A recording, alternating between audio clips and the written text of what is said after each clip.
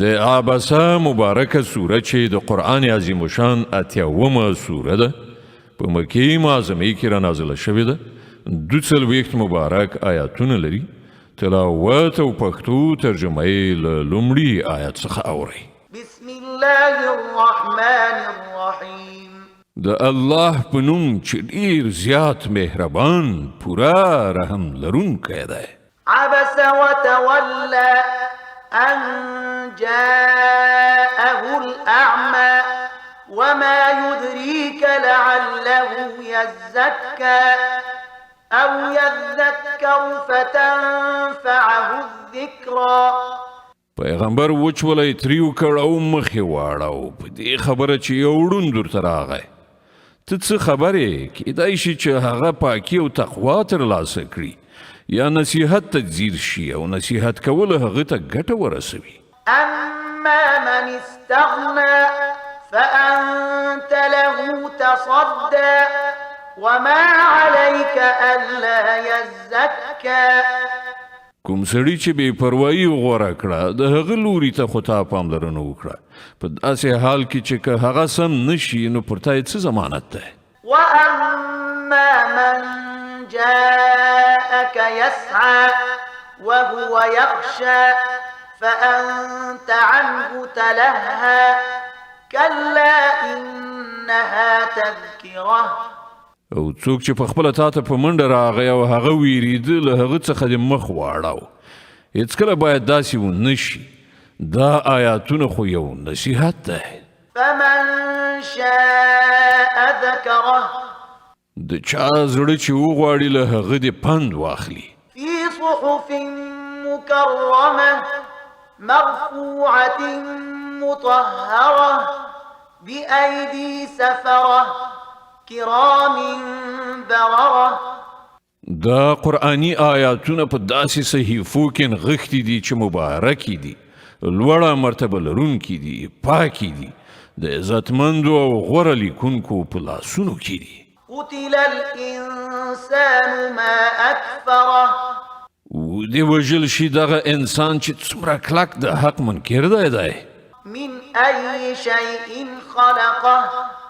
له څه شي څخه الله دی پیدا کړی دی من نطفة خلقه فقدره ثم السبيل يسره ثم أماته فأقبره ثم إذا شاء أنشره د نطفې له یو څاڅکي نه الله دی پیدا کړ بیا یې د ده تقدیر وټاک بیا یې د ده لپاره د ژوند لاره اسانه کړه بیا یې دی مړ کړ او قبر ته یې ورسو بیا کله چې خوښه شي هغه به دوهم ځل له هغه نه راپاڅوي كلا لما يقض ما أمره هیڅکله نه د هغه فرض نه دی ادا کړی چې الله ده ته حکم کړی و فلينظر الإنسان إلى طعامه أنا صببنا الماء صبا ثم شققنا الأرض شقا فأنبتنا فيها حبا وعنبا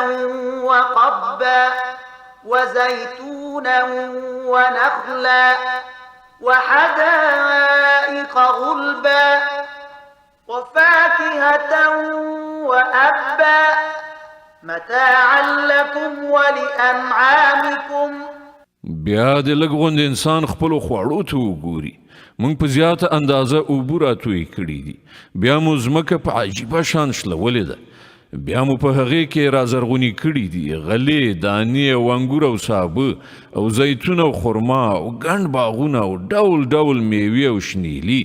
ستاسې لپاره او ستاسې د څارویو لپاره د ژوند د وسایلو په توګه فإذا جاءت الصاخة